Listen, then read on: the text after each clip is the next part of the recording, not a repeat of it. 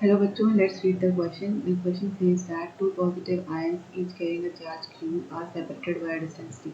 If F is the force of repulsion between the ions, the number of electrons missing from each ion will be E, being the charge of an electron. So यहाँ पे ये कहा गया है कि दो positive charge ions हैं और Q चार्ज कैरी कर रहे हैं. दोनों के बीच का डिस्टेंस D है और अगर F रिपल्सिव फोर्स जो एक्ट कर रहा है तो कितने नंबर ऑफ इलेक्ट्रॉन की कमी होगी जिसकी वजह से ये फोर्स है उन दोनों के बीच. तो यहाँ जो कि कॉन्सेप्ट यूज होगा वो है, पहला है electrostatic force.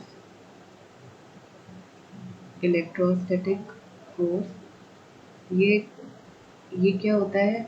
Interaction between charged entities. Interaction between charged entities. Let's say अभी यहाँ पे दो आयंस की बात की गई है तो ये कुछ ना कुछ पॉजिटिव चार्ज कैरी कर रहे हैं, ठीक है, और दोनों इक्वल कैरी कर रहे हैं. इसकी वजह से रिपल्सिव नेचर है इस फोर्स का. तो ये रिपल्सिव भी हो सकता है और अट्रैक्टिव भी हो सकता है, ठीक है. Depends upon the charge type, sign और मैग्नीट्यूड. सो ये कॉन्सेप्ट है. और साथ ही साथ यहाँ पे दूसरा जो कॉन्सेप्ट है वो है quantization of charge. Quantization of charge के अकॉर्डिंग कोई भी पर्टिकुलर चार्ज है वो कुछ सर्टेन डिस्क्रीट वैल्यूज ही ले सकता है. So Q is equal to n e, जो कि इंटीग्रल मल्टीपल होगी E का. तो यहाँ E क्या है? E is 1.6 into 10 to the power minus 19 coulomb. ये चार्ज है, ये बेसिक चार्ज है जिसका इंटीग्रल मल्टीपल ही Q फॉर्म करेगा. इसे कहते हैं क्वांटाइजेशन ऑफ चार्ज, ठीक है. सो अब क्वेश्चन में जो कहा गया है कि कोई पर्टिकुलर आयन है जिसमें कुछ अमाउंट का पॉजिटिव चार्ज था. आयन कैसे फॉर्म होता है? कोई भी न्यूट्रल एटम हो, ठीक है, कोई भी न्यूट्रल एटम होता है, उसमें से अगर हम इलेक्ट्रॉन्स, लेट्स से ये न्यूट्रल है, ठीक है, ये न्यूट्रल एटम है. लेट्स से हमने इसमें इलेक्ट्रॉन एक्स्ट्रा इलेक्ट्रॉन डाल दिए, या एक्स्ट्रा इलेक्ट्रॉन अगर डाल देंगे तो क्या हो जाएगा? ये नेगेटिवली चार्ज हो जाएगा, नेगेटिवली चार्ज हो जाएगा अगर एक्सेस इलेक्ट्रॉन हम इसमें पुट कर देते हैं तो. और दूसरी तरफ अगर इसमें से इस न्यूट्रल एटम में से हम इलेक्ट्रॉन्स को एक्सट्रैक्ट कर लें या बाहर निकाल दें तो ये पॉजिटिवली चार्ज हो जाएगा.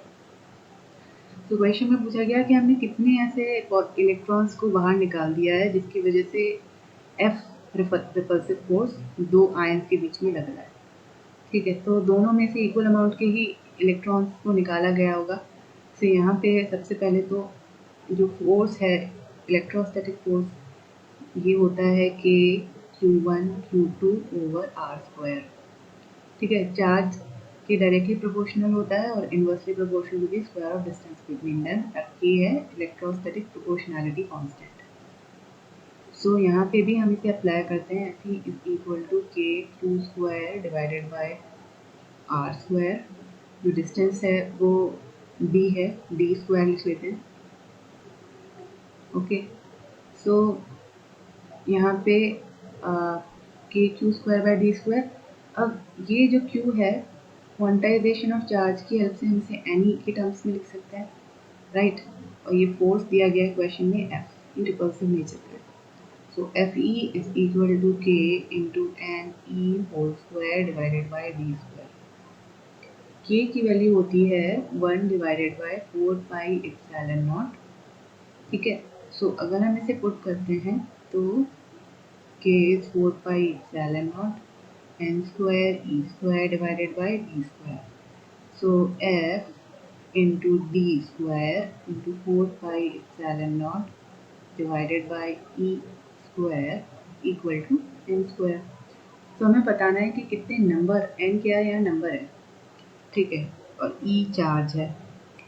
सो n वो नंबर है, वो हमें बताना है कि कितने इलेक्ट्रॉन्स को उस न्यूट्रल एटम में से निकाला गया होगा जिससे वो एक पॉजिटिव आयन की तरह बिहेव कर रहा है. So n is equal to root f d square into 4 pi epsilon naught e square. तो ये हो जाएगा n की वैल्यू, ठीक है. ये वो नंबर होगा इलेक्ट्रॉन्स का जो कि इस आयन को फॉर्म करने के लिए निकाले गए होंगे. So the correct option is option number D. I hope you understood it well. Best of luck.